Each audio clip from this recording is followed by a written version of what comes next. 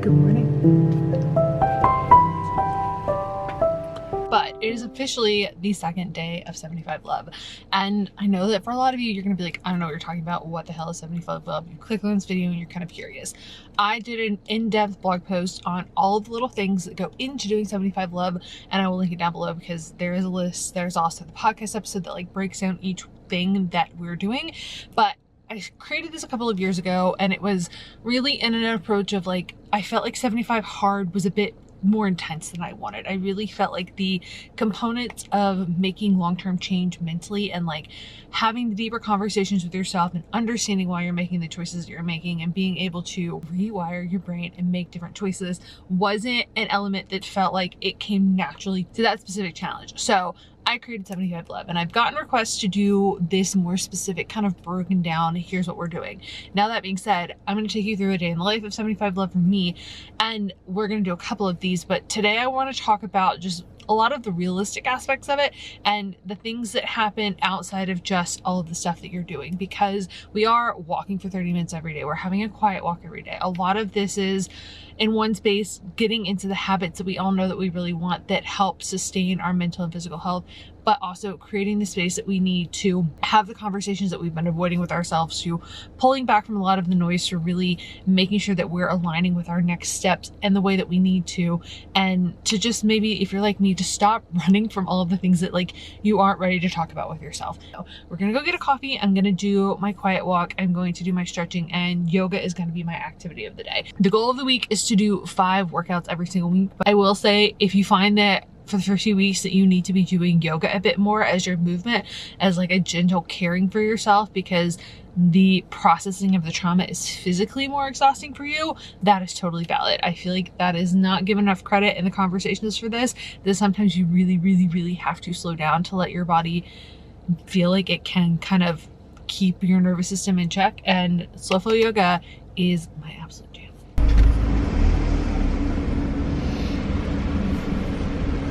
Hey, Savannah. Yes. There you go. Thank you. Have a great one. You too.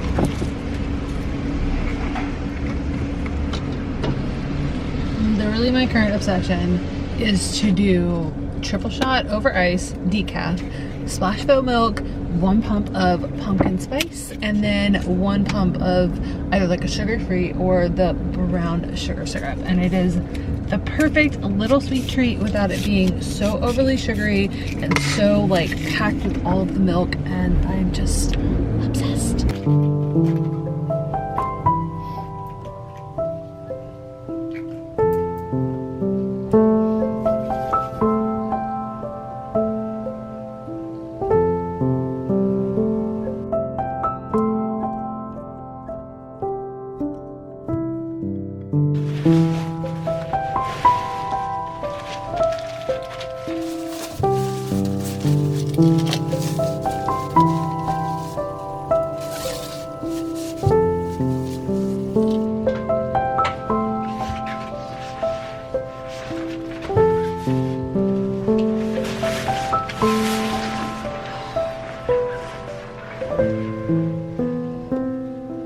So before I get in the shower this evening, I am taking the time to do my one thing that's been on my I've been procrastinating list.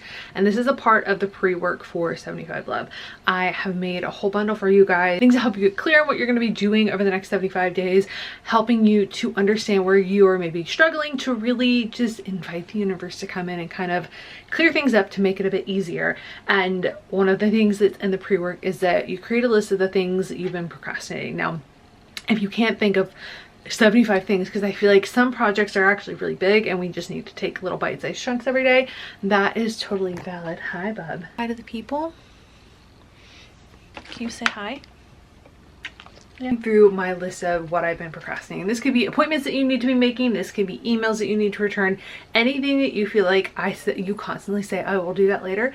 That goes on this list. So for me, I know that this bathroom needs to be redone. I live in a 1950s home. You guys have seen the closet makeover, potentially it's on the channel, and I will likely be doing some kind of refresh for this. But in the meantime, the way that it exists now, like there's no solid organization, and it means that it gets really messy because I don't really have a system for it. I also have been kind of small chunks going through and sorting things out within drawers. So I think that we might do this might be a two-part closet thing or a two-part bathroom thing, so tonight and tomorrow morning. Tonight we're gonna do a nice reset and just pull everything that I want to take to Goodwill. I think that needs to be a checklist for me, and then getting all of the like little odds and ends clean. That would be step one. Ideally this is like a 15 to 30 minute task thing per day as you kind of sort it for yourself, but I feel like it's really easy for me to do like a piece of this and not a full extent of it, and the only way that I'm actually going to make progress for this stuff is to maybe have a dedicated playlist for it. And this is always my recommendation for like the things that you've been avoiding, to give yourself like a musical timer over like a timer, because sometimes that clicks in my brain like I don't have enough time to do everything, I feel really rushed, there's never enough time, like you go into that spiral. So I need to create a I've been procrastinating playlist that I just listen to. I might procrastinate for a second and do that first, and that way it's just the thing that I get to listen to every single night. It has the songs on it that are like our high vibe and that are like pushing me to my next level, and I get things done without having to think about how long I'm actually doing it, because sometimes the thought of doing the thing tires me out more than anything, because it's like I have this belief that I only have the capacity to do so much when I can actually do a lot more and I'm capable of a lot more. And that's something we're working on during the 75 days. So we are gonna get a little playlist made, and then you and I are gonna do a quick little bathroom tidy.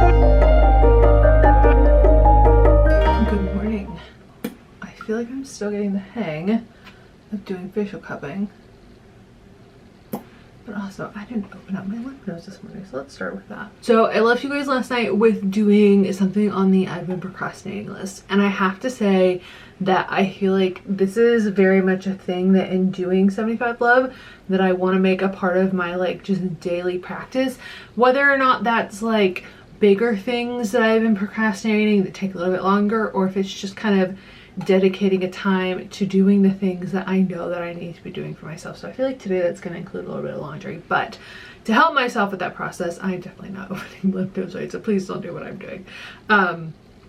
To kind of go with that process, I've decided to just progressively make my playlist a little bit longer every single day so that it's all of the right songs that I really want.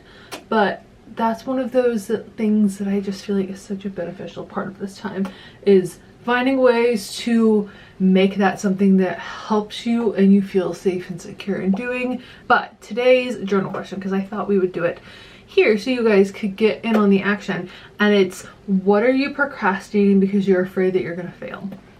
And this has been a big thing for me, is getting over the procrastination of a lot of stuff, because I've been afraid at failing, or I was afraid of what it would mean to do the thing, or what the attachment to it was, or what it would have to look like. And the fact that it just felt like the only way you could do it was up to other people's standards. There's just a lot of like story nonsense in there where none of it has to be true. I've just decided to believe it at some point, and now I'm choosing to act from that space. So what are you procrastinating because you're afraid that you're going to fail?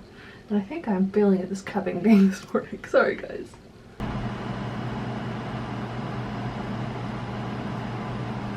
So I've come into the office to work on editing this vlog, and I realized that because I stopped filming last night after I did yesterday's procrastination stuff, that I didn't talk about gratitude. Also, in keeping with like keeping my nervous system calm, I made a turmeric milk latte. The little packets from Four Sigmatic are really great. This is a nice thing to just kind of have in the middle of the day if you want a little bit of an energy boost, but you don't want it to be too stimulating. Like you don't need extra caffeine and you just want something like warm and cozy, but you also need like a small snack. This is that vibe. It's a lot of descriptors, but she is very, very nice. I added a little bit of stevia and some coconut milk. I didn't talk about this last night though, and I feel like it's so important, and I didn't realize it until I kind of started doing this practice of having a gratitude practice at night. And I used to be somebody who would do a gratitude practice in the morning which was a great way to set myself up for the day and to like have my mind trained to look for all the good that was going to come in my day. At the same time, if I was feeling really frustrated when I was out and about with the situation, I remember being really frustrated in an airport, and I used to just think, I don't want to be the friend who only texts another person when I need to about something, when I need to complain about something. And so I made it a habit to start just texting what I was grateful for to a friend. Like I would say, I'm grateful, I'm feeling really frustrated right now, but I want to focus on what I'm grateful for, and I would write it out. Sometimes I'd text it, sometimes I'd write it in my notes app, but like I just didn't want that to be the foundational energy in my friendships. Like I'm only reaching out to you because I need to complain about something. Didn't feel like the vibe. So as I've kind of changed that, what I've noticed more so a little bit more this year, it's kind of been like that small, people have been talking about it, and now I'm like, oh wait, I need to figure out the version of this for me, is that I have a really hard time looking at my day and seeing what went right, or seeing the progress that I made in the day, or to just be really kind of in the full day from the beginning to the end. Like I can always be looking forward. I can be looking forward to all of the things. I can continue to push myself and to want to grow, but I feel like it's almost easier to build that trust with yourself because you recognize the work that you're doing as you're doing it, and you're seeing all of the little ways that you showed up every single day, versus when you get into that habit of feeling like the only sign of that growth and the only sign that you're actually doing the work is when you achieve the goals, and it makes you so goal oriented that you forget to notice all of the ways in which it's actually working, like, and it's actually working now, and that you get to be thankful. So that's that balance for me, is that like I'm really good about being grateful for the things that I'm gonna have. Like I can be really grateful for the coffee I'm gonna have in the morning. I can be really grateful for the sleep that I'm gonna get that night. Like I can seek out the gratitude that's coming to me, but sometimes, and most often, I really forget to be thankful for all the things and all the ways that I showed up for myself in the day, and all the stuff that just happened for me that I was so busy doing all the other stuff that I didn't pay attention to. So gratitude practice, but doing it at night specifically to help you realize you are moving faster than you think that you are. You just are so focused on the goal that you're not actually seeing all of the little ways in which you're showing up for yourself, and that makes a big difference.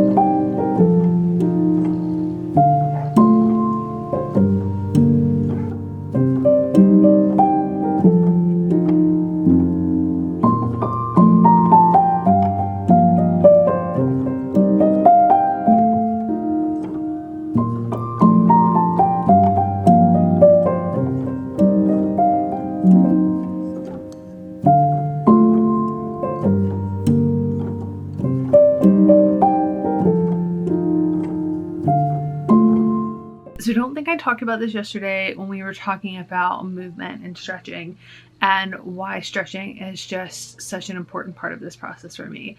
And the biggest thing for me is that it's a way to feel the emotions that I've been denying, or that maybe I haven't wanted to feel, without allowing myself to get trapped in them or to feel like I spiral out from them.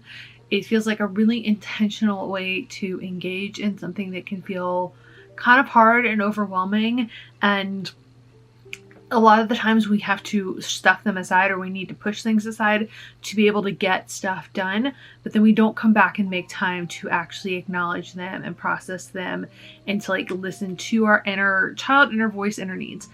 And what happens because of that, and the problem that it presents later, is that it's a wound that we collect, and then we repeat these habits because we need to acknowledge it, and we have to allow ourselves to feel it and process it. Otherwise, we keep repeating the pattern because it's something inside of us that needs to heal. That wound is still there.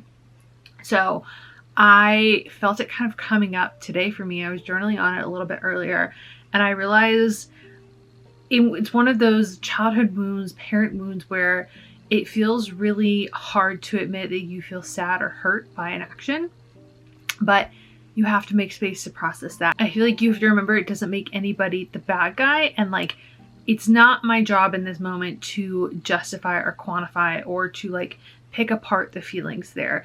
It's most important for me to acknowledge that like I'm feeling this way, and it is okay for me to feel this way, and then to just hold myself in that, And at the same time, when you start doing this initially, a lot of times I find with this process, when you do kind of the somatic therapy, even more so if I do like a slow flow yoga class where I'm just stepping into it with the intention to release whatever I need to release, a lot of times the movements I end up in, especially with hips and like hip flexors and stretching the IT band, you release a lot of emotions. You suddenly just find yourself crying. And the thing that for me, I've learned to do in those moments is to just kind of talk to my inner child and be like, I love you. I've got you. It's okay. And to just let it go, to like feel it and not need to quantify it. So the stretching aspect of this is, yes, I'm asking you to stretch, but really what I'm asking you to do is, can you feel safe in feeling your feelings and not pushing them away? Can you feel safe in knowing that you are a human who's capable of having feelings, dealing with the feelings, sitting in the feelings, and then walking out of the other side of it, not feeling stuck in them, and continuing to adjust to letting yourself kind of process and feel the things. Especially with childhood wounds, there's a lot of times where it almost adds an extra layer to the fact that you need to acknowledge the pain that happened there, because it might have come from somebody you feel like in your idealized version of a parent shouldn't cause you, but like they're also human, and the sorting of that out can add to the processing of it. But like if you don't process it, it continues to follow you. So that is a huge reason why we do the stretching. I will link the Spotify playlist that I use down below. And if you guys want me to walk you through my stretching routine of kind of the things that I do, especially for, I have an idea of where trapped emotions tend to live in my body, and I need to do one more thing, which is foam rolling, to kind of realign myself. But if you want that, let me know. Also, if you guys would like for this to be like a full week long of this, let me know as well. I know I've gotten the request to do the day in life version of it, and so I wanted to give you something that was like the first version of it that's really more concise and everything you need. And hopefully this is that, but I'm sure that I will do another one maybe over a couple of days so that we can kind of talk through what it looks like day by day to go through this, because this isn't, for me, it's not a casual experience. I'm making the time to really unearth the stuff that I haven't been dealing with, and that gives me a lot of the ability to get to the other side of it. But like, there is a learning curve to pulling out all of this emotion and feeling safe enough to walk yourself through it and to know how to like not get trapped in the cycle of it. So I will say I recommend if it works for you. I am a big fan of the early bird CBD gummies, because at first for me, the trauma that was living in my body was really, really strong. I was reacting to it really intensely. And that's why this time I've talked more about like kind of navigating your central nervous system. I integrate more heat throughout the day. I have certain songs that like, those are my calming songs. If I'm starting to feel overwhelmed, I will take a minute and like just listen to 3 or 4 different specific songs until I feel like I've come back to a place of just centeredness. I don't want to completely throw my system out of whack, because that doesn't actually get me where I need to go. It just puts me in the fight, like in the fight, flight, or freeze mode, and I get stuck in the freeze. So we're doing all of the other things to kind of help support ourselves to know that we can actually do the stuff that we want to do, and we can be the most expanded version of ourselves, but we're also taking care of our central nervous system when we're doing that. And this comes in 3 different flavors. I'm a big, big fan. This is like my 7th or 8th bottle. I use them at night for sleep. I cannot be a melatonin girly. It doesn't work for me, but yeah, that is all I have for you guys today. So I will link the pre-work in the description box for you guys if you want to check that out, as well as the very descriptive version of everything that we are doing. And make sure you subscribe. I will be uploading little snippets on short, and I'm sure I'm going to do a longer, more extended version of this. If you guys really want it, like if you really respond to this, I'll do it sooner. Otherwise, I have a few videos that were kind of in the bank to record between now and then. But let me know. I love you guys. It is a good day to have a good day, and I hope you all are having a beautiful day wherever you are. Bye, guys.